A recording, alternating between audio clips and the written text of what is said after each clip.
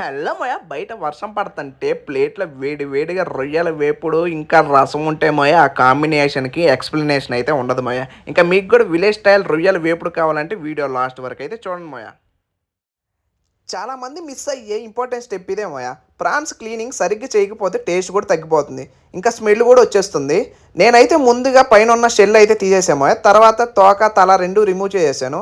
ఇంకా మెయిన్ అయితే వెనక వెయిన్ ఉండిద్ది మోయా, ఆ వెయిన్ తీగిపోతే మాత్రం ఆ స్మెల్ అనేది ఫ్రైలో అయితే యాడ్ అయిపోయింది మోయా. ఇప్పుడైతే స్టవ్ వెలిగించుకొని స్టవ్ మీద అయితే ఒక గిన్నె పెట్టుకొని రొయ్యలని అందులో అయితే వేసేసుకుందాం అమ్మాయి. వేసేసుకొని ఒక 2 నిమిషాలు అవ్వగానే అందులో అయితే చిన్నగా పసుపు అనేది అయితే యాడ్ చేసుకుందాం. ఎందుకంటే చిన్నగా యాడ్ చేస్తే రొయ్యలు అనేవి గోల్డెన్ కలర్లో అయితే వస్తాయి అమ్మాయి. ఎక్కువ పసుపు యాడ్ చేసుకోకండి, ఎందుకంటే ఎక్కువ పసుపు యాడ్ చేస్తే టేస్ట్ అయితే మారిపోయింది. ఇంకా ఒక గెరిట్ తీసుకొని ఆ పసుపు రొయ్యలు రెండు బాగా మిక్స్ అయ్యేటట్టు అయితే చేసేద్దాం. ఇంక చేసిన తర్వాత ఒక 2 నిమిషాలు మూత అయితే పెట్టేద్దామయ్య. ఎందుకంటే మూత పెడితే రొయ్యల్లో ఉన్న వాటర్ మొత్తం అయితే బయటకు వచ్చేస్తాయి. ఇంకా గోల్డెన్ కలర్లో రొయ్యలు అయితే కనిపిస్తే మనకైతే రొయ్యలు కుక్ అయిపోయినట్టే.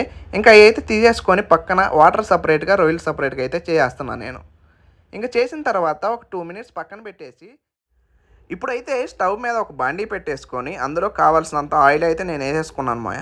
వేసుకొని కొంచెం వేడైన తర్వాత మనం పక్కన పెట్టుకున్న రొయ్యలు అయితే అందులో వేసేసుకొని స్లోగా అయితే కుక్ చేసుకోవాలి. మీడియం ఫ్లేమ్లో కుక్ చేసుకోవడం వల్ల రొయ్యల్లో ఉన్న వాటర్ మొత్తం బయటకు అయితే వచ్చేస్తాయి. రొయ్యలు పూర్తిగా డ్రై అయిన తర్వాత అందులోకి అయితే అల్లం వెల్లుల్లి పేస్ట్ అయితే వేసేసుకోవాలి మాయ. వేసేసుకొని ఆ పచ్చివాసన పోయేంత వరకు అయితే బాగా ఫ్రై చేసుకోవాలి. నిజం చెప్పాలంటే మాయ, ఇలాంటి వేపుడు చేయాలంటే మాత్రం చాలా ఓపిక ఉండాలి మాయ. మన అల్లం వెల్లుల్లి పేస్ట్ రొయ్యలకి బాగా పట్టిన తర్వాత అయితే నేను గరం మసాలా అయితే వేసుకుంటున్నాను. గరం మసాలా వేసుకొని రొయ్యలకి బాగా పట్టేంత వరకు అయితే వేపుకుంటున్నాం మాయ. రొయ్యల్ని ఎంత చిన్నగా వేపుకుంటే ఆ మసాలాలని రొయ్యలకి అంత మంచిగా పడతాయి మాయ. నేనైతే కొంచెం గరం మసాలా వేసుకుంటున్నాను, దాంతోపాటు సాల్ట్ యాడ్ చేసుకుంటున్నాను, టేస్ట్ బాగుండిద్ది అని చెప్పేసి. ఇంకా ఆ రొయ్యల్లో ఆ వాటర్ కనిపిస్తున్నాయి కదా మాయ, ఆ వాటర్ మొత్తం పోవాలంటే ఒక 5 నిమిషాల పాటు రొయ్యల్ని అటు ఇటు ఫ్రై చేసుకోవాలి.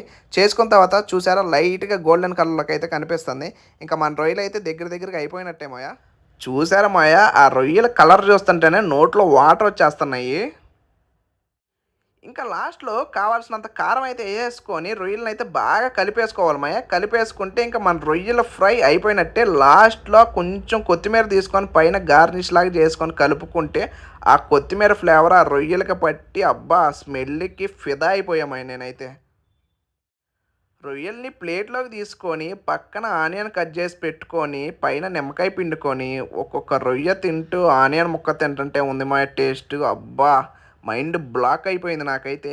మీకు కూడా ఈ వీడియో నచ్చినట్టయితే లైక్ చేయండి, మన ఛానల్ని సబ్స్క్రైబ్ చేసుకొని బెల్ ఐకాన్ ఆన్ చేసుకోండి మాయా.